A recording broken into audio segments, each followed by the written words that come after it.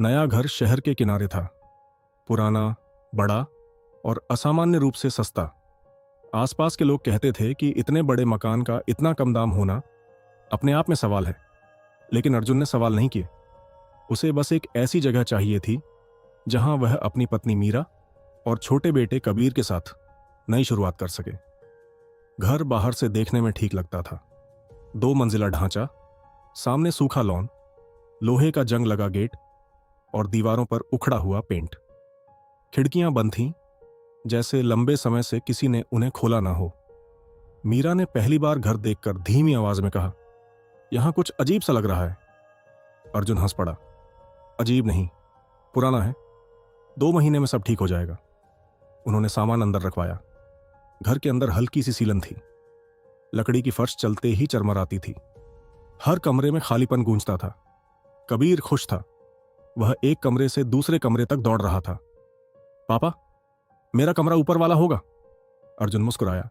ठीक है। पहली रात सब थके हुए थे। जल्दी खाना खाकर सो गए। बाहर हवा चल रही थी।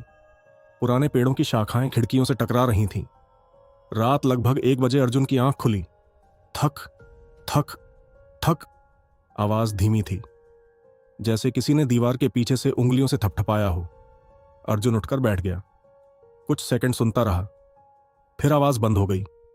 उसने सोचा शायद पाइपलाइन या लकड़ी की सिकुड़न होगी। वह फिर लेट गया। थक थक थक। इस बार आवाज बेडरूम की बाईं दीवार से आई। मीरा भी उठ गई। सुना? हाँ, शायद चूहा होगा। दीवार के अंदर?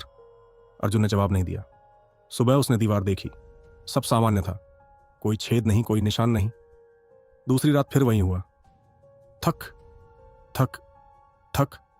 इस बार घर के अलग अलग हिस्सों से। कभी सीढ़ियों के पास, कभी रसोई की दीवार, कभी ऊपर वाले कमरे से। कबीर डर गया। मम्मी, दीवार में कोई चल रहा है। मीरा ने अर्जुन को घूरा। हमें किसी को बुलाना चाहिए। अगले दिन एक मिस्त्री आया। उसने दीवारें देखी, पाइप चेक किए, छत देखी। सब ठीक है साहब, कोई समस्या नहीं, लेकिन रात में आवाज आती है। मिस्त्री कुछ पल चुप रहा, फिर बोला, अगर आवाज आए जवाब मत देना। अर्जुन चिढ़ गया। मजाक मत करो। मिस्त्री ने पैसे लिए और जल्दी चला गया। उस रात अर्जुन ने तय किया कि वह जागेगा। 1 बजकर 7 मिनट बजे। थक थक थक। आवाज बेडरूम की दीवार से आई। फिर 2 सेकंड रुककर दोबारा थक थक थक। अर्जुन दीवार के पास गया, कान लगाया। अंदर से हल्की खराश जैसी ध्वनि आ रही थी, जैसे कोई नाखून रगड़ रहा हो। फिर बहुत धीमी फुसफुसाहट। को है। अर्जुन पीछे हट गया। मीरा का चेहरा सफेद पड़ चुका था। तुमने सुना? अर्जुन ने झूठ बोला। नहीं, लेकिन उसने साफ सुना था। अगली सुबह पड़ोस की बूढ़ी औरत शांता देवी खुद मिलने आई।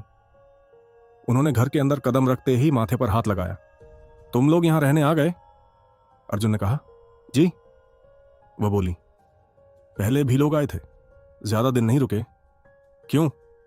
दीवारें उन्हें पसंद नहीं करती थीं। अर्जुन झुंझला गया। सब लोग एक ही तरह की बातें क्यों कर रहे हैं? शांता देवी ने कबीर की तरफ देखा और धीमे कहा, बच्चे को अकेला मत छोड़ना। वह चली गई। उस रात कबीर रोते हुए उठा। मम्मी, दीवार वाले अंकल मुझे बुला रहे हैं। मीरा ने उसे गले लगा लिया। कोई नहीं है बेटा। हैं, उन्होंने कहा खेलो। अर्जुन का गला सूख गया। अब आवाजें रोज आने लगीं। दिन में भी रसोई की दीवार पर कभी अंदर से 3 बार चोट पड़ती। ऊपर कमरे में जैसे कोई धीरे धीरे चलता। कभी गलियारे की वॉलपेपर अपने आप फूल जाती, जैसे पीछे से कोई धक्का दे रहा हो। एक दोपहर मीरा ने चीख मारी। अर्जुन दौड़ कर पहुंचा। रसोई की दीवार पर अंदर से एक हाथ जैसा उभार बना था। 5 उंगलियां होना, जैसे कोई दूसरी तरफ फंसा हो और बाहर निकलना चाहता हो। उभार कुछ सेकंड रहा, फिर गायब हो गया। मीरा कांप रही थी। हम अभी निकल रहे हैं। अर्जुन भी टूटने लगा था, मगर पैसे खत्म हो चुके थे। नया घर तुरंत लेना संभव नहीं था। उसने कहा, बस 2 दिन, मैं कुछ करता हूं। उस रात उसने इंटरनेट पर पुराने रिकॉर्ड खोजे। घर 30 साल पुराना था। मालिक कई बार बदले थे। एक परिवार अचानक गायब हुआ था। उससे पहले एक आदमी ने आत्महत्या की थी। उससे पहले एक बुजुर्ग महिला ने दावा किया था कि उसका पति दीवार में समा गया। पुलिस रिपोर्ट में इसे मानसिक बीमारी कहा गया था।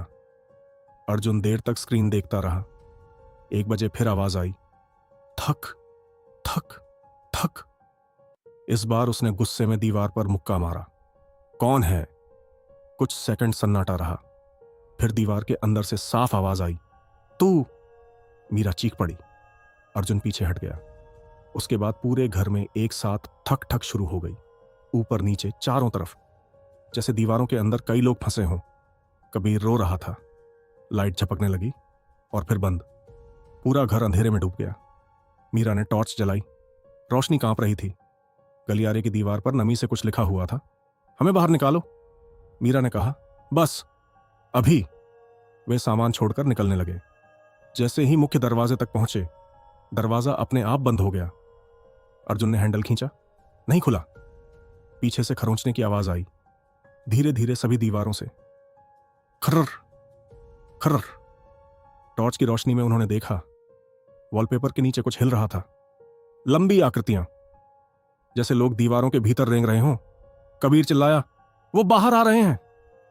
एक जगह प्लास्टर फूटा, उंगलियां बाहर निकलीं, धूल झड़ी। मीरा हिस्टीरिया में रोने लगी।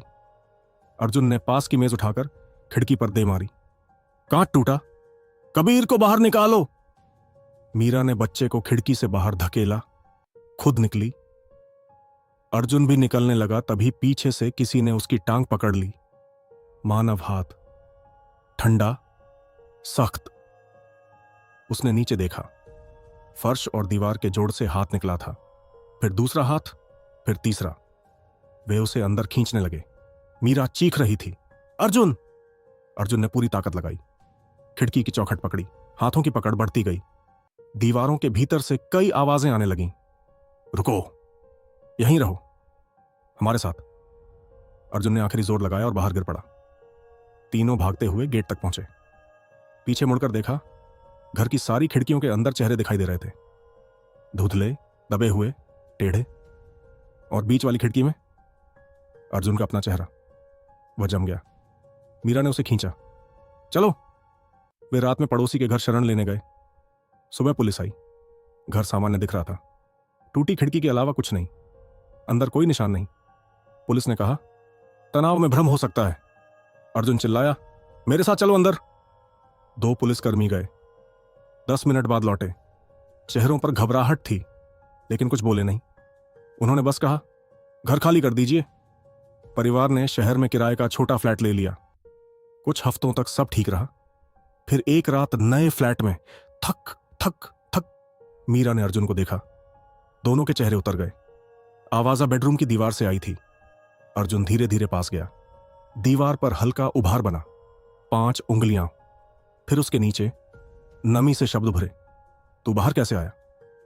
अर्जुन ने अगले ही दिन परिवार को होटल भेज दिया। खुद पुराने घर लौटा। वह समझ चुका था, जो कुछ था उससे भागकर छुटकारा नहीं मिलेगा। घर वैसा ही खड़ा था, शांत। वह अंदर गया। हाथ में पेट्रोल का कैन था। उसने हर कमरे में पेट्रोल डाला। थक थक थक आवाजें शुरू हो गईं। दीवारों पर उभार बनने लगे, चेहरे झलकने लगे। अर्जुन कांप रहा था, पर रुका नहीं। उसने माचिस जलाई। फुसफुसाहट आई, अगर जले तो तू भी जलेगा। अर्जुन ने तीली फेंक दी। आग भड़क उठी। लकड़ी, पर्दे, पुरानी सीलन सबने लपट पकड़ ली। घर दहाड़ने लगा। दीवारों के अंदर से चीखें आने लगीं, मानो सैकड़ों गले एक साथ चिल्ला रहे हों। अर्जुन दरवाजे की तरफ भागा, मगर मुख्य दरवाजा बंद हो चुका था। पीछे मुड़ा तो गलियारे की दीवार पिघलती मोम जैसी फट रही थी। उसमें से हाथ, चेहरे, खुलते मुंह निकल रहे थे। आग तेजी से फैल रही थी। धुआं भर गया। अर्जुन खिड़की की तरफ भागा, लेकिन ऊपर से जलती लकड़ी गिर गई। उसका रास्ता बंद। आवाजें हंसी में बदल गईं। अब साथ। अर्जुन घुटनों पर गिर गया। सांस टूट रही थी। लपटों के बीच उसने आखिरी बार देखा। दीवारों से निकलते चेहरे मुस्कुरा रहे थे। फिर छत गिरी। सुबह तक घर राख हो चुका था। अंदर से सिर्फ एक जला हुआ शरीर मिला। पहचान मुश्किल थी, लेकिन जेब में अर्जुन की चाबी थी। मीरा और कबीर शहर छोड़कर कहीं और चले गए। कहते हैं, उस जमीन पर अब कोई घर नहीं बनता। जो भी बनाता है, नींव की दीवारों से रात में आवाज आती है, थक थक थक। और अगर कोई पूछ बैठे, कौन है, तो जवाब मिलता है, अभी भी यहीं हूं। उस रात के बाद उस जली हुई जमीन के पास कोई नहीं जाता था। दिन में वहां सिर्फ राख, टूटे पत्थर और काली पड़ी ईंटें दिखाई देती। मगर जैसे ही सूरज ढलता, हवा भारी हो जाती, मिट्टी से जली लकड़ी की गंध उठने लगती और आधी रात के बाद वहीं से फिर वही आवाज सुनाई देती, थक थक थक। लोग कहते थे कि घर जल गया, मगर जो उसमें रहता था वो नहीं जला। मीरा ने शहर बदल दिया। उसने कबीर को लेकर दूसरे राज्य में किराए का फ्लैट लिया। उसने कभी पीछे मुड़कर नहीं देखा। उसने उस रात के बारे में किसी से बात नहीं की। अर्जुन का नाम तक लेना छोड़ दिया। लेकिन डर जगह बदलने से खत्म नहीं होता। पहले कुछ दिन सब सामान्य रहे। कबीर स्कूल जाने लगा। मीरा ने नई नौकरी पकड़ ली। धीरे धीरे उसे लगा कि शायद सब खत्म हो चुका है। फिर एक रात कबीर अपने कमरे से रोता हुआ भागा। मम्मी, दीवार वाले अंकल फिर आ गए। मीरा का खून जम गया। वह कमरे में दौड़ी। दीवार बिल्कुल साफ थी। कुछ नहीं, कोई नहीं है बेटा। कबीर कांप रहा था। उन्होंने कहा, पापा भी साथ हैं। मीरा की सांस रुक गई। उस रात वह सो नहीं सकी। हर छोटी आवाज पर चौंकती रही। सुबह होने तक वह बिस्तर पर बैठी रही। अगले दिन उसने घर बदलने का फैसला किया, मगर मकान मालिक ने कहा 1 महीने का नोटिस देना होगा। मीरा मजबूर थी। तीसरी रात थक थक थक आवाज इस बार बेडरूम की दीवार से आई। मीरा पत्थर बन गई। फिर वही आवाज दोबारा आई, थक थक थक, और उसके बाद बहुत धीमी फुसफुसाहट, दरवाजा खोलो। मीरा चीख पड़ी। कबीर भी जाग गया। उसने तुरंत लाइट जलाई। कमरा खाली था। दीवार सामान्य थी, लेकिन तकिए के पास राख बिखरी हुई थी, जैसे कोई जला हुआ हाथ वहां रखकर गया हो। सुबह मीरा कबीर को लेकर मंदिर गई। पुजारी ने उसकी बातें सुनी, मगर चेहरा उतर गया। कुछ चीजें स्थान से नहीं, इंसान से बंध जाती हैं। तो क्या करूं? जिसने बुलाया है उसे ही रोकना होगा। मीरा समझ गई। यह सब अर्जुन से जुड़ा था। उसने तय किया कि वह पुराने शहर जाएगी, उस जमीन पर जहां सब शुरू हुआ था। 2 दिन बाद वह कबीर को पड़ोसन के पास छोड़कर अकेली निकल पड़ी। शाम होते होते वह उस उजड़े प्लॉट पर पहुंची। चारों तरफ घास उग आई थी। राख मिट्टी में मिल चुकी थी। बीच में जली नीम के पत्थर अब भी पड़े थे। हवा में वहीं जली गंध थी। मीरा कांपती हुई अंदर गई। सूरज डूब चुका था। उसने धीमी आवाज में कहा, अर्जुन, अगर तुम हो, सामने आओ। कुछ नहीं हुआ। फिर जमीन के नीचे से हल्की दस्तक आई, थक थक थक। मीरा पीछे हट गई। मिट्टी के एक हिस्से में दरार आई, फिर दूसरी, फिर बीच की जमीन फूलने लगी, जैसे नीचे से कोई धक्का दे रहा हो। मीरा की चीख निकल गई। मिट्टी फटी। काले धुएं के बीच एक हाथ बाहर निकला, जला हुआ। उंगलियां मुड़ी हुईं, फिर दूसरा हाथ, फिर आधा चेहरा। अर्जुन, लेकिन इंसान नहीं। चेहरा झुलसा हुआ, आंखें अंदर धंसी, होंठ पिघले हुए। वह धीरे धीरे बाहर निकला। मीरा रो पड़ी। अर्जुन! उसने गर्दन टेढ़ी की। मैं बाहर नहीं आया। उसकी आवाज कई लोगों जैसी थी। मीरा पीछे हटने लगी। तुम क्या चाहते हो? वह मुस्कुराया। घर, पूरा परिवार। मीरा भागी। पीछे से मिट्टी फटने की आवाजें आने लगीं। चारों तरफ से हाथ निकल रहे थे। जले चेहरे ऊपर उठ रहे थे, जैसे पूरा घर जमीन के नीचे जिंदा हो। वह कार तक पहुंची, दरवाजा खोला, अंदर बैठी, इंजन स्टार्ट किया और तेजी से निकल गई। रास्ते भर पीछे शीशे में उसे लगता रहा कोई बैठा है। घर पहुंचते ही वह कबीर को लेकर उसी रात स्टेशन भागी। उसने तय किया कि अब कहीं बहुत दूर जाएगी, भीड़ भरे शहर में, लोगों के बीच। उन्होंने रात की ट्रेन पकड़ी। डिब्बे में कुछ लोग थे। मीरा ने राहत की सांस ली। कबीर उसकी गोद में सो गया। ट्रेन चल पड़ी। रात 1 बजे मीरा की आंख खुली। डिब्बा खाली था। सारी सीटें सूनी, लाइट धीमी, ट्रेन की आवाज भी बंद, जैसे गाड़ी चल नहीं रही हो फिर भी आगे बढ़ रही हो। मीरा ने घबराकर खिड़की से बाहर देखा। बाहर कोई स्टेशन नहीं था, सिर्फ अंधेरा, और उस अंधेरे में दीवारें, उसी पुराने घर की दीवारें। ट्रेन पटरी पर नहीं, दीवारों के बीच चल रही थी। कबीर जाग गया। उसने सामने इशारा किया, मम्मी, पापा आए हैं। मीरा ने धीरे धीरे सिर उठाया। डिब्बे के दूसरे छोर पर अर्जुन खड़ा था, जला हुआ। मुस्कुराता हुआ। उसके पीछे दर्जनों चेहरे थे, दीवारों से निकले हुए। अर्जुन ने हाथ बढ़ाया, घर चलो। मीरा ने कबीर को पकड़कर पीछे हटना चाहा, मगर सीटों के पीछे अब लकड़ी की दीवार बन चुकी थी। रास्ता बंद। डिब्बा छोटा होता जा रहा था। दीवारें अंदर सरक रही थीं। चेहरे पास आते जा रहे थे। मीरा चीखी। उसने इमरजेंसी चेन खींची। कोई असर नहीं। अर्जुन बस चलता रहा। ठक ठक ठक, हर कदम पर वही आवाज। मीरा ने आखिरी कोशिश में खिड़की तोड़ी। कांच चटका। बाहर गहरा अंधेरा था। उसने कबीर को सीने से लगाया और छलांग लगा दी। सुबह रेलवे ट्रैक के पास लोगों को एक महिला की लाश मिली। शरीर बुरी तरह टूटा हुआ था। उसकी बाहों में एक बच्चा कसकर दबा था। दोनों की मौत हो चुकी थी।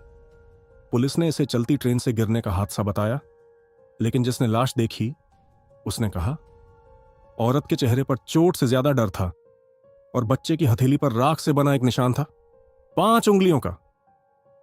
आज भी उस ट्रैक के पास रात में गुजरने वाले लोग कहते हैं, कभी कभी एक ट्रेन बिना आवाज के निकलती है, उसकी खिड़कियों में चेहरे दिखाई देते हैं और आखिरी डिब्बे में एक जला हुआ आदमी परिवार के साथ बैठा मुस्कुरा रहा होता है।